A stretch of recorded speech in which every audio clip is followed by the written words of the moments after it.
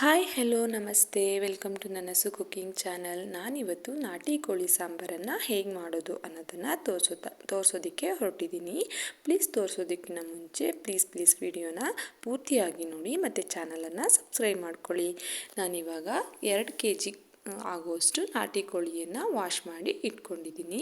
ನಾಟಿ ಕೋಳಿ ಬೇಗನೆ ಕುಕ್ ಆಗೋದಿಲ್ಲ ಅನ್ನೋ ಕಾರಣಕ್ಕೆ ನಾನಿಲ್ಲಿ ಕುಕ್ಕರಲ್ಲಿ ಕೂಗಿಸ್ಕೊಳ್ಳೋಕ್ಕೆ ಇಟ್ಕೋತಾ ಇದ್ದೀನಿ. ಮೊದಲನೇದಾಗಿ ನಾನಿಲ್ಲಿ ಎಣ್ಣೆ ಹಾಕ್ಕೊಂಡಿದ್ದೀನಿ ಮತ್ತು ಒಗ್ಗರಣೆಗೆ ಈರುಳ್ಳಿಯನ್ನು ಹಾಕ್ಕೊಂಡಿದ್ದೀನಿ. ಸ್ವಲ್ಪ ಫ್ರೈ ಮಾಡಿಕೊಂಡು ಈರುಳ್ಳಿಯನ್ನು ನೆಕ್ಸ್ಟ್ ನಾನಿಲ್ಲಿ ಚಿಕನನ್ನು ಆ್ಯಡ್ ಮಾಡ್ಕೊತಾ ಇದ್ದೀನಿ. ಇದು ನಾಟಿ ಕೋಳಿ ಆಗಿರುತ್ತೆ. ಹಾಕ್ಕೊತಾ ಇದ್ದೀನಿ. ಇದಕ್ಕೆ ಸ್ವಲ್ಪ ಅರಿಶಿನ ಪುಡಿಯನ್ನು ಹಾಕ್ಕೊತಾ ಇದ್ದೀನಿ.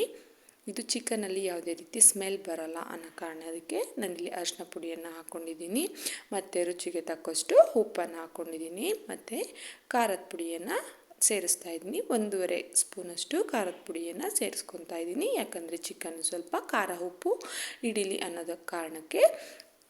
ನೆಕ್ಸ್ಟು ನಾನಿಲ್ಲಿ ಇದನ್ನು ಫ್ರೈ ಮಾಡ್ಕೊಂಡಿದ್ದೀನಿ ಮತ್ತು ಚಿಕನ್ನು ನೀರು ಬಿಟ್ಕೊಂಡಿದ್ದೆ. ಇವಾಗ 1-2 ಕೂಗಿಸ್ಕೊಳ್ಳೋಣ. ಮತ್ತು ಮಸಾಲೆಗೆ ಈರುಳ್ಳಿ, ಶುಂಠಿ ಮತ್ತು ಬೆಳ್ಳುಳ್ಳಿ, ಒಣಮೆಣಸಿನ್ಕಾಯಿ ಮತ್ತು ಕೊತ್ತಂಬರಿ ಸೊಪ್ಪು, ಉದ್ದಕ್ಕೆ ಹೆಚ್ಚಿಟ್ಕೊಂಡಿರೋಂಥ ಟೊಮೊಟೊ, ಗೋಡಂಬಿ, ಕಾಳುಮೆಣಸು ಮತ್ತು ಲವಂಗ, 2 ಏಲಕ್ಕಿ, ಚಕ್ಕೆಯನ್ನು ತಗೊಂಡಿದ್ದೀನಿ. ಇದಿಷ್ಟು ಮಾತ್ರ ಮಸಾಲೆಗೆ ಬೇಕಾಗಿರೋದು. ಮತ್ತು ಧನಿಯಾ ಪುಡಿನೂ ಸಹ ಬೇಕಾಗುತ್ತೆ, ಮುಂದೆ ನೋಡ್ತಾ ಹೋಗೋಣ. ನೆಕ್ಸ್ಟ್ ನಾನಿಲ್ಲಿ ತೆಂಗಿನಕಾಯನ್ನು ತಗೊಂಡಿದ್ದೀನಿ. ಒಂದು ಪೂರ್ತಿ ಭಾಗ ತೆಂಗಿನಕಾಯಿ, ಮೀಡಿಯಮ್ ಸೈಜ್ ಆಗೋಷ್ಟು ತೆಂಗಿನಕಾಯನ್ನು ತುರಿಯನ್ನು ತಗೊಂಡಿದ್ದೀನಿ. ಇವಾಗ ಮಸಾಲೆನ ನಾವು ಫ್ರೈ ಮಾಡ್ಕೊಳ್ಳೋಣ. ಒಂದು ಬಾಣಲೆನ ಬಿಸಿ ಮಾಡೋದಕ್ಕೆ ಇಟ್ಕೊಂಡು ಎಣ್ಣೆಯನ್ನು ಹಾಕ್ಕೊಂಡಿದ್ದೀನಿ. ಮೊದಲನೇದಾಗಿ ಚಕ್ಕೆಯನ್ನು ಹಾಕ್ಕೊಂಡಿದ್ದೀನಿ. 2 ಇಂಚಷ್ಟು ಚಕ್ಕೆ ಮತ್ತು ಲವಂಗ, ಒಂದು 5-6 ಲವಂಗ, ಕಾಳುಮೆಣಸನ್ನು ಹಾಕ್ಕೊಂಡಿದ್ದೀನಿ. ಸ್ವಲ್ಪನೇ ಕಾಳುಮೆಣಸು ಹಾಕ್ಕೊಂಡಿದ್ದೀನಿ ಮತ್ತು ಏಲಕ್ಕಿ, 2 ಏಲಕ್ಕಿಯನ್ನು ಹಾಕ್ಕೊಂಡಿದ್ದೀನಿ. ಇವಾಗ ಈರುಳ್ಳಿಯನ್ನು ಫ್ರೈ ಮಾಡೋಣ. ಇದು 2-3 ಈರುಳ್ಳಿಯನ್ನು ತಗೊಂಡಿದ್ದೀನಿ. ಈರುಳ್ಳಿಯನ್ನು ಸ್ವಲ್ಪ ಟ್ರಾನ್ಸ್ಪರೆಂಟ್ ಆಗೋವರೆಗೂ ಫ್ರೈ ಮಾಡೋಣ. ಇವಾಗ 1 ಹಿಡಿಯಷ್ಟು ಬೆಳ್ಳುಳ್ಳಿಯನ್ನು ಹಾಕ್ಕೊಂಡಿದ್ದೀನಿ. ನೋಡ್ತಾ ಇರ್ಬೋದು, ಇವಾಗ ಇಲ್ಲಿ ಫ್ರೈ ಆಗ್ತಿದೆ. ಮತ್ತು 2 ಇಂಚಷ್ಟು ಶುಂಠಿಯನ್ನು ತಗೊಂಡಿದ್ದೀನಿ.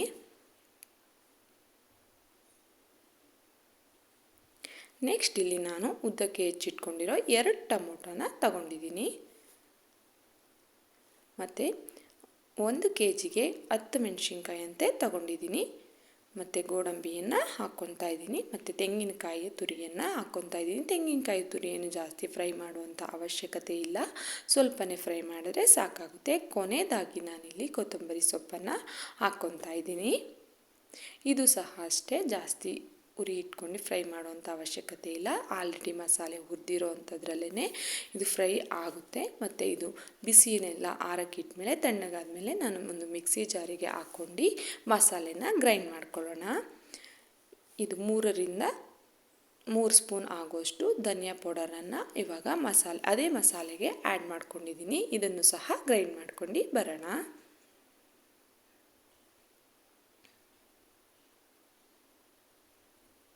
ನೋಡ್ತಾ ಇರ್ಬೋದು ನೀವಿಲ್ಲಿ, ಈಗ ಮಸಾಲೆ ರೆಡಿಯಾಗಿದೆ. ಜಾಸ್ತಿ ಫೈನ್ ಪೇಸ್ಟು ಬೇಡ ಮತ್ತು ತರ್ತರಿಯಾಗೂ ಬೇಡ, ಮೀಡಿಯಮ್ ಆಗಿದ್ದರೆ ಸಾಕಾಗುತ್ತೆ. ಮತ್ತು ಇಲ್ಲಿ ಚಿಕನ್ನು ಸಹ ಬೆಂದು ರೆಡಿಯಾಗಿದೆ, ಕುಕ್ ಆಗಿದೆ. ಇದು ಆಲ್ಮೋಸ್ಟ್ 2-3 ವಿಷಲ್ ಬರ್ಸ್ಕೊಂಡಿದ್ದೀನಿ. ಮತ್ತು ಇವಾಗ ರುಬ್ಬಿಟ್ಕೊಂಡಿರೋವಂಥ ಮಸಾಲೆನ ಅದಕ್ಕೆ ಆ್ಯಡ್ ಮಾಡ್ಕೊಂಡಿದ್ದೀನಿ. ಚಿಕನ್ನು ಸಹ ತುಂಬ ಚೆನ್ನಾಗಿ ಕುಕ್ ಆಗಿದೆ. ಇವಾಗ ನೀರು ನಮಗೆ ಎಷ್ಟು ಬೇಕೋ ಅಷ್ಟು ನೀರನ್ನು ಅಡ್ಜಸ್ಟ್ ಮಾಡ್ಕೊತಾ ಇದ್ದೀನಿ. ಇವಾಗ ಇಲ್ಲಿ ನೋಡ್ತಾ ಇರ್ಬೋದು, ಚಿಕನ್ನು ಕುದಿ ಬಂದಿದೆ. ಮತ್ತು ಇದು ಮಸಾಲೆ ವಾಸನೆ ಎಲ್ಲ ಹೋಗಿ, ಹಸಿ ವಾಸನೆ ಎಲ್ಲ ಹೋಗೋವರೆಗೂ ಚೆನ್ನಾಗಿ ಬೇಯಿಸ್ಕೊಬೇಕು. ನೋಡ್ತಾ ಇರ್ಬೋದು, ನಾನಿಲ್ಲಿ ಇಷ್ಟು ತೆಳು ಆಗಿ ಮಾಡ್ಕೊಂಡಿದ್ದೀನಿ. ಇದು ಮುದ್ದೆ ಮತ್ತು ರೈಸ್ಗೆ ತುಂಬಾ ಚೆನ್ನಾಗಿರುತ್ತೆ. ನೋಡ್ತಾ ಇರ್ಬೋದು ಇಲ್ಲಿ ಯಾವ ರೀತಿಯಾಗಿ ಆಗಿದೆ ಅಂತ, ತುಂಬ ಟೇಸ್ಟಿಯಾಗಿ ಕಲರ್ಫುಲ್ ಆಗಿ ಬಂದಿದೆ. ಈ ವಿಡಿಯೋ ಇಷ್ಟ ಆದರೆ ಪ್ಲೀಸ್ ಲೈಕ್ ಮಾಡಿ. Thank you for watching.